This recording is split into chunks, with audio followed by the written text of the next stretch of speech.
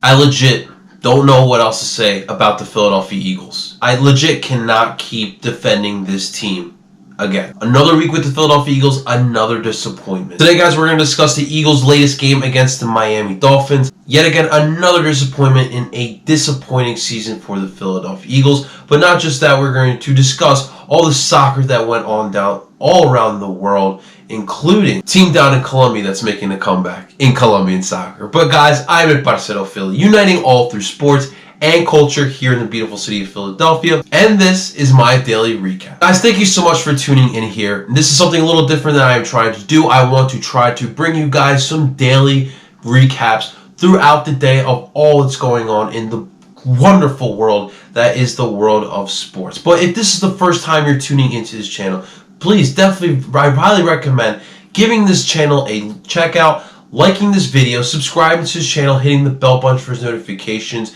to help me grow this channel and to keep you connected to all that is going on in Philadelphia sports, including all 5 major sports and soccer worldwide. But guys, today we have to start off with the Philadelphia Eagles because yet again they have lost for the 3rd straight time. Since we came off the bye week, we have yet to win a single freaking game. But going into this game, guys, against the Miami Dolphins, there was a different feel.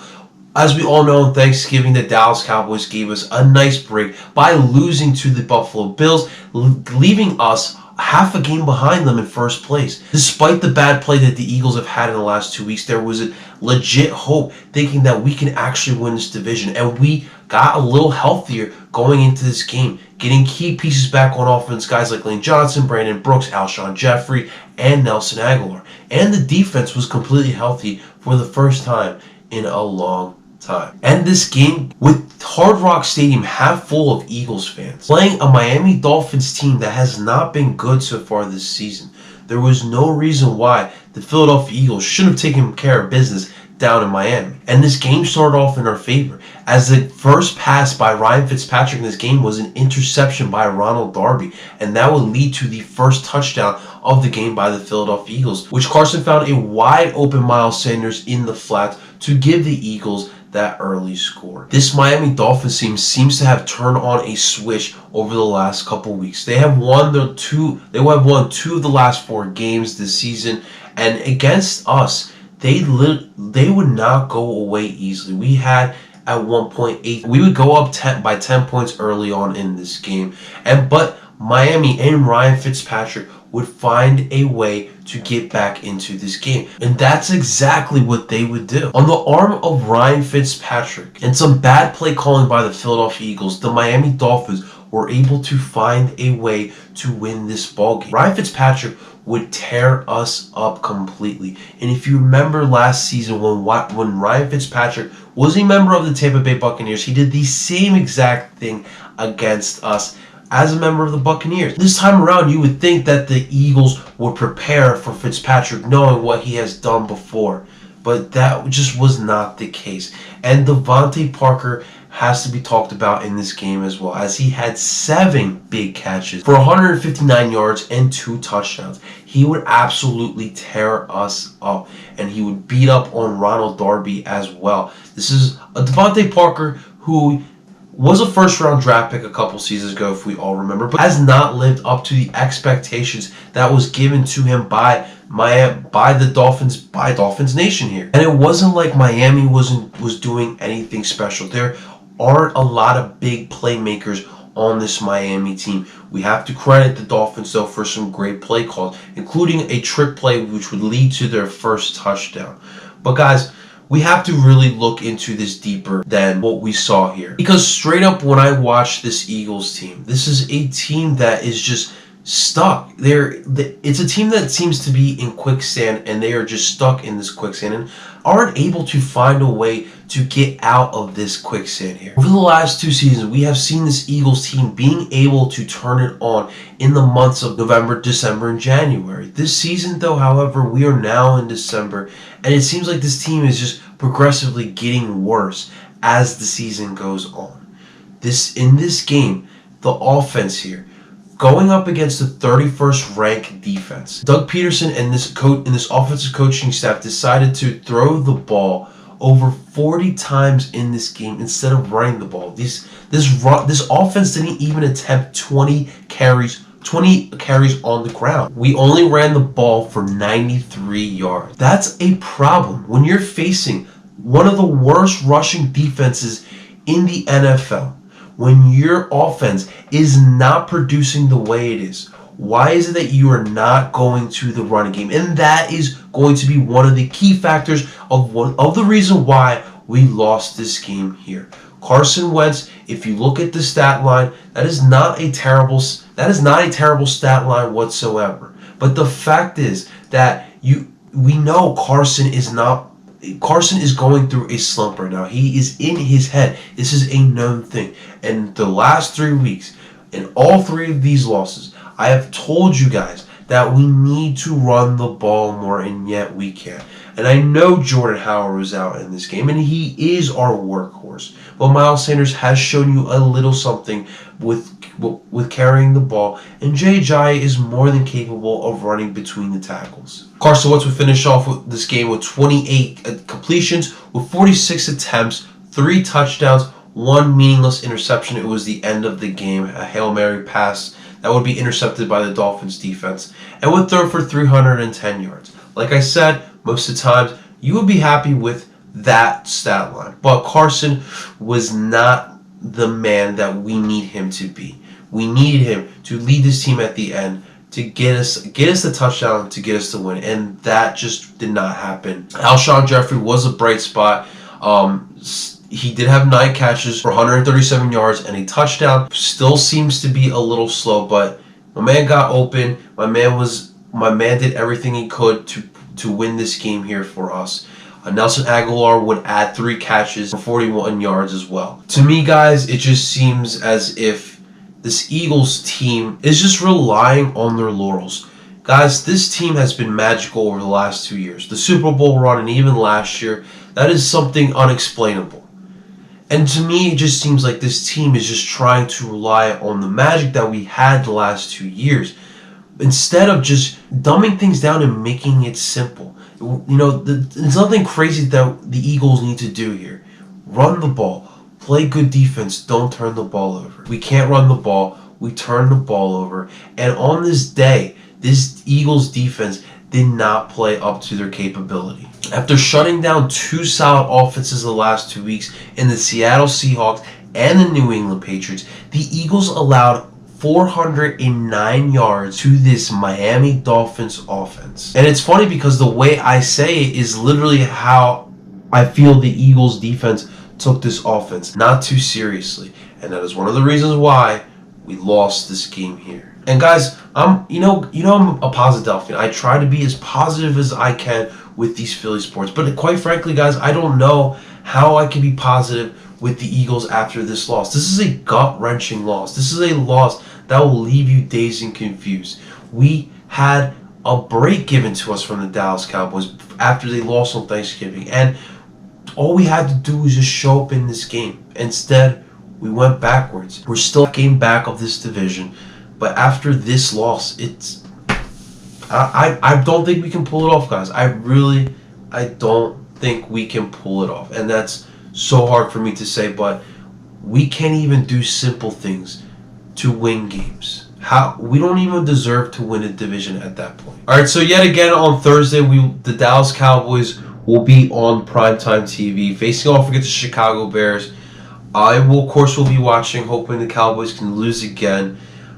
But we will be facing off against the New York Giants at home on Monday Night Football. It might be an ugly game, and I don't feel confident playing the Giants. We always have the Giants number, but it's just the way we are playing. It is absolutely terrible. And are the Eagles fans going to be behind us in this game as well? I don't know, man. But this game definitely left me and the rest of Philadelphia with a sour taste in our mouths. This loss definitely has to go in the category of the Joe Webb Tuesday night loss against the Minnesota Vikings back in 2010. All right, guys, let's move on to something that will clear our minds from all this Eagles drama. And I want to talk about some soccer because there was good matches in a lot of the good leagues around the world today. And let's start off in the Premier League because a lot of people have their eyes on Arsenal this week. We all know the news of Unai Emery getting the sack. Now it was up to Freddie Lugenberg to get a spark out of this Arsenal team. And for most Arsenal Nation, they were just happy to see Unai out of charge,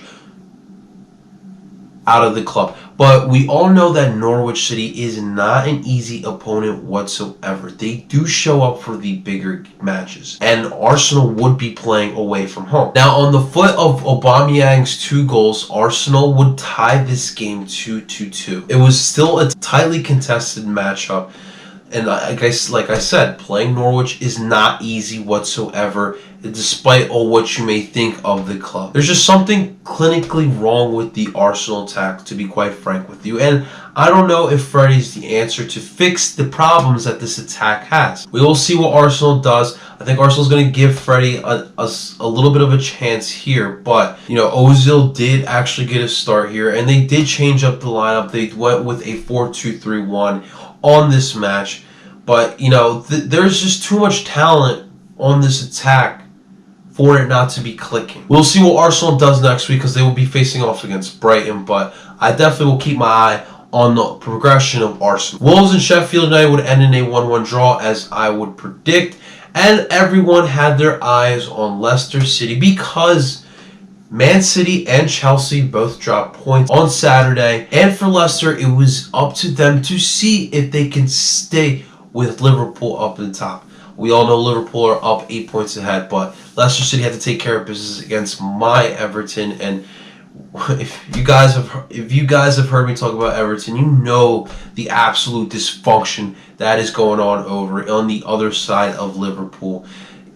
Marco Silva is legit, has one foot out, 1 foot in with the club, and it's just an absolute dysfunction. But despite all that dysfunction, despite all the Silva drama, our Everton were up early in this game and would have the lead for most of the game, but Leicester City showed the type of character this team has, would score 2 goals.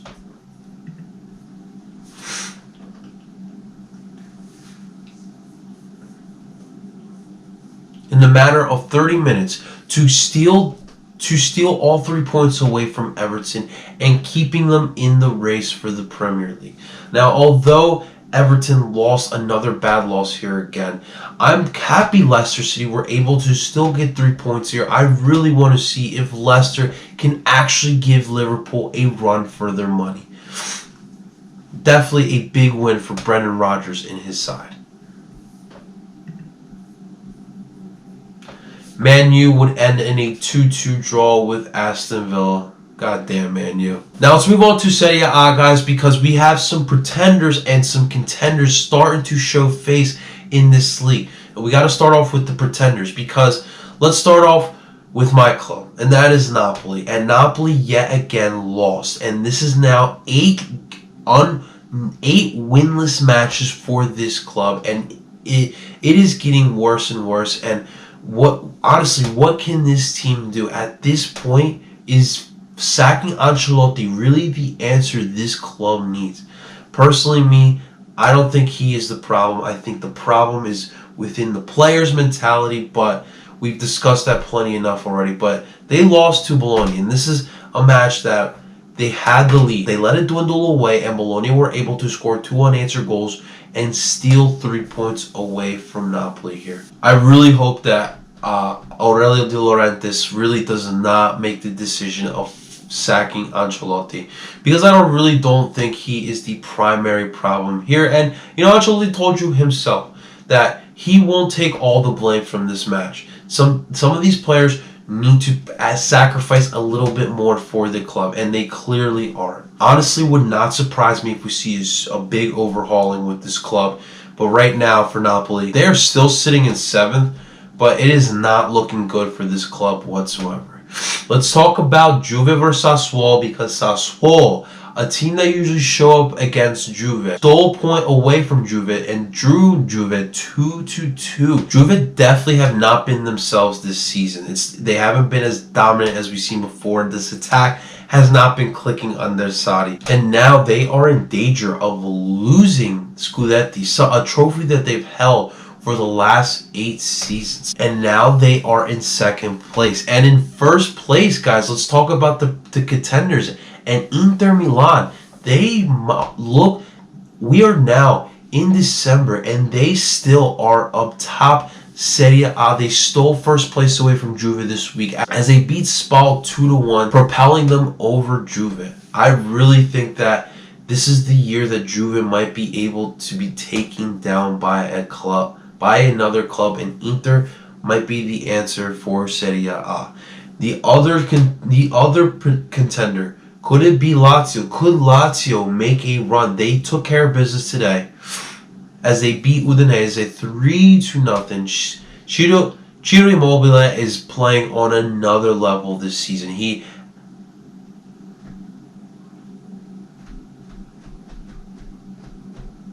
He's definitely been a bright spot in Serie A, especially for Lazio.